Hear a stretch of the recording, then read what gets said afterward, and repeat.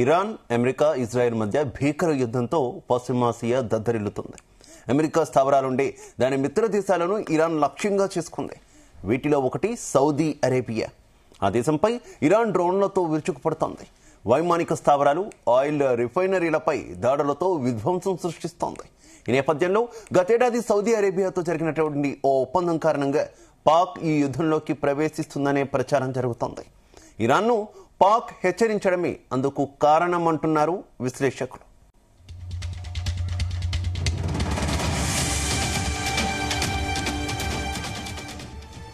Iran, Israel, America యుద్ధంలోకి Pakistan enter అవుతుందా అనేటటువంటి సందేహాలు వ్యక్తమవుతున్నాయి. గత ఏడాది యునైటెడ్ అరబ్ ఎమిరేట్స్ తో చేసుకున్నటువంటి ఒప్పందానికి సంబంధించి ప్రస్తుతం ఈ క్వశ్చన్స్ వస్తున్నటువంటి సిచ్యువేషన్. ఇప్పటికే పాకిస్తాన్ కూడా ఇరాన్ను హెచ్చరించినటువంటి పరిస్థితి అయితే మనకు కనిపిస్తున్నటువంటి సిచ్యువేషన్. ఇదే విషయానికి సంబంధించి మరింత ఇన్ఫర్మేషన్ మా చీఫ్ న్యూస్ కోఆర్డినేటర్ రాధాకృష్ణ అందిస్తారు. రాధాకృష్ణ. Good morning Shiva. మొత్తంగా ఇరాన్ ఇజ్రాయెల్ మధ్య యుద్ధం భీకర స్థాయికి చేరుతా ఉంది. సో 6 రోజులు అవుతా ఉంది. యుద్ధం తీవ్రత పెరుగుతా ఉంది. ఒకవైపు ఇరాన్, మరోవైపు ఇజ్రాయెల్, యుఎస్. మొత్తంగా కూడా ఇరు దేశాలకు సంబంధించి పెద్ద ఎత్తున దాడులు అల్లకల్లోలం జరుగుతుంది. దీనికి తోడు ఇప్పటికే ఇరాన్ గల్ఫ్ కంట్రీస్ టార్గెట్ గా చేసుకుంటూ పెద్ద ఎత్తున దాడులకు డ్రోన్లతో అటాక్ చేస్తూ ఉంది. పలు చోట్ల విధ్వంసం సృష్టిస్తూ ఉంది.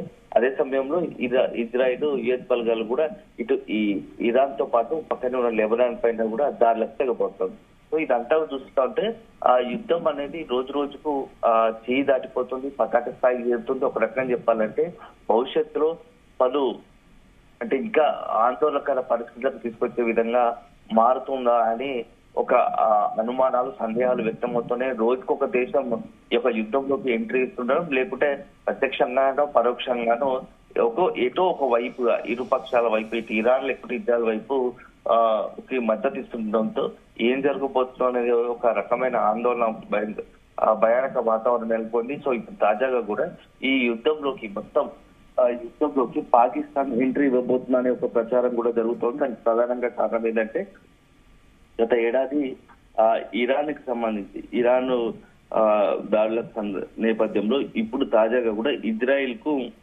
సౌదీ అరేబియాకు పాకిస్తాన్ మద్దతు ఇస్తుంది అని చెప్పేసి ఒక ప్రచారం జరుగుతోంది. దానికి కారణం ఏంటంటే గత ఏడాది సౌదీ అరేబియాతో పాకిస్తాన్ ఒప్పందం చేసుకుంది. సో మీరు ఏదైనా ఇబ్బందికర పరిస్థితుల్లో యుద్ధం దేశమైనా మీపై అటాక్ చేసే సందర్భంలో మీకు మేము అండగా నిలబడతాము అని చెప్పేసి ఒక ఒప్పందం కుదుర్చుకుంది. ఈ నేపథ్యంలో అదే సందర్భంలో పాకిస్తాన్, సౌదీ అరేబియా రెండు దేశాలు కూడా ఒక దేశానికి ఒప్పందం చేసుకుంది.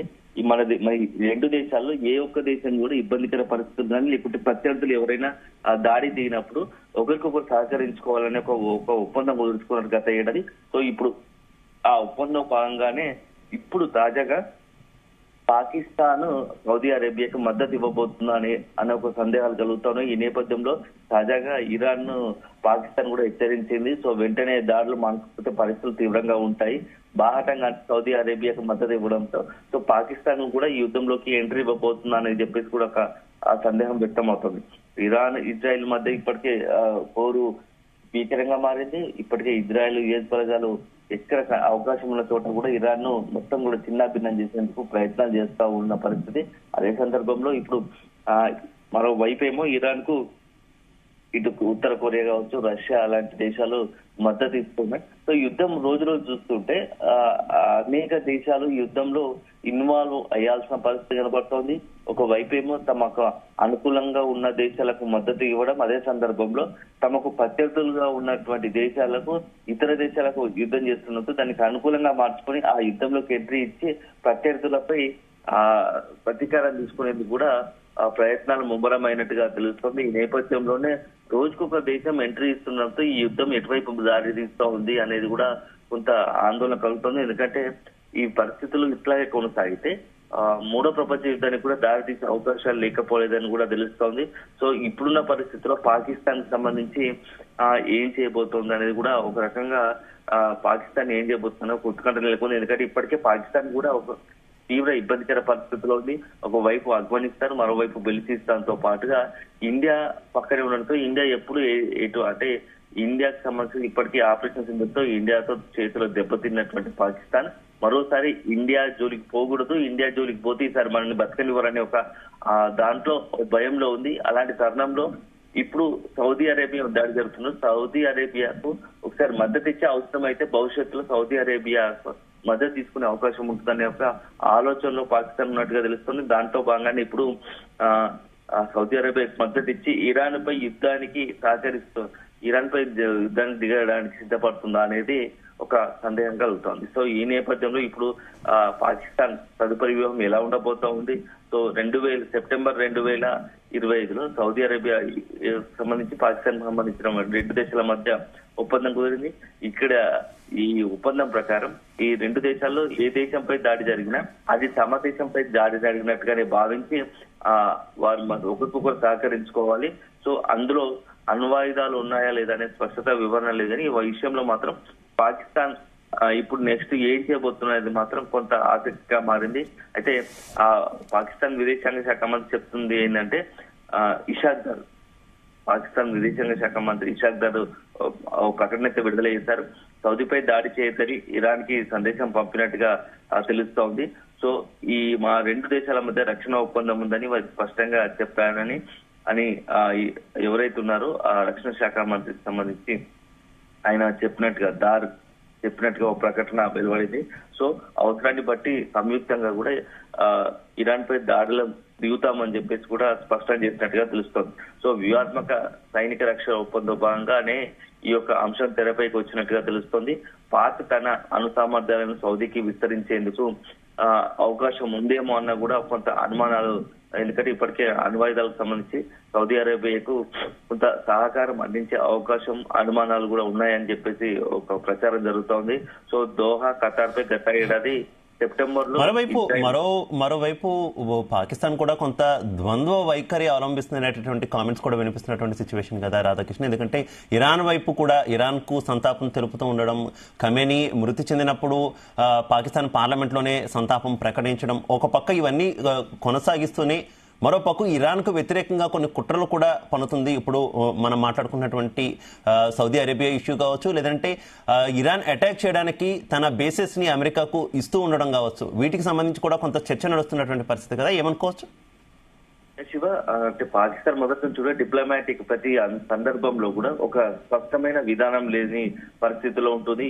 ఇప్పుడేనే కాదు, చాలా సందర్భాల్లో చాలా విషయాల్లో ఆ పాకిస్తాన్ తీరే అలాగుంటుంది.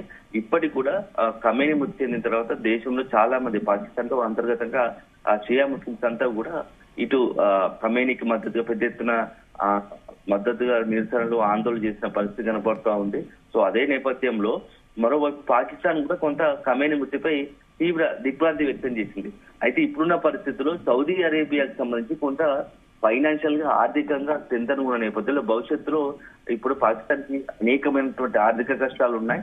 ఈ నేపథ్యంలో తమపై దాడి జరిగిన సౌదీ అరేబియా నుంచి అన్ని రకాలుగా సహాయం పొందే పరిస్థితిలో ఉంటే కనుక అవసరమైతే భవిష్యత్తులో ఇక్కడ ఇప్పుడు తీసుకుంటున్న సందర్భంలో ఇప్పుడు సౌదీ అరేబియా జరుగుతున్న దాడిని ఖండించలేకపోతే ఖచ్చితంగా అది తమకు భవిష్యత్తులో ఇబ్బందికరంగా మారుతుందని ఒక ఆలోచనలో భాగంగానే ఇలాంటి ప్రకటన చేసి ఉండొచ్చు అని చెప్పేసి కూడా ఒక చర్చ జరుగుతుంది. ఏకసరిగా మాత్రమే ఎవరైతే పాక్ విదేశాంగ శాఖ మంత్రి ప్రకటనకు వార్నింగ్ మాత్రం పరిమితం అంతే తప్ప ఎక్కడ కూడా ప్రత్యక్షంగా కూడా సౌదీ అరేబియాకు యుద్ధం సౌదీ అరేబియాతో కలిసి ఇరాన్ పై యుద్ధానికి దిగే అవకాశం లేదని చెప్పేసి కూడా ఒక ప్రచారం జరుగుతోంది.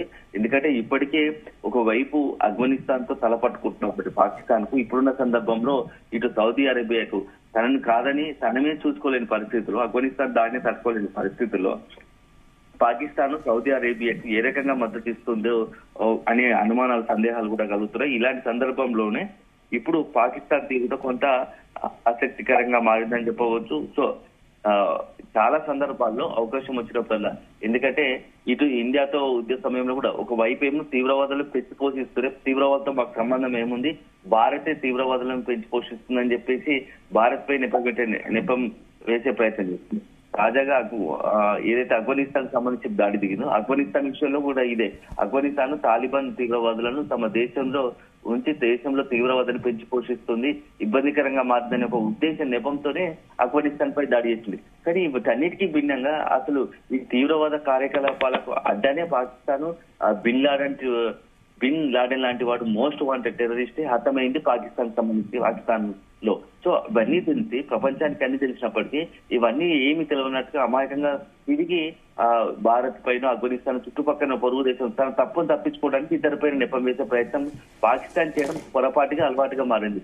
ఇప్పుడు ఇలాంటి సందర్భంలో ఇప్పుడు మరొకసారి కూడా అట్లాంటిగానే సౌదీ అరేబియా విషయంలో భవిష్యత్ అవసరాల దృష్ట్యా మద్దతిస్తున్నట్టే ఉంటుంది. కానీ ఇరాన్ కూడా ఒకవైపు ఇరాన్ కు వ్యతిరేకంగా మాట్లాడలేదు, అదే సందర్భంలో సౌదీ అరేబియాకు మద్దతు ఇస్తున్నట్టుగా ఉండాలి.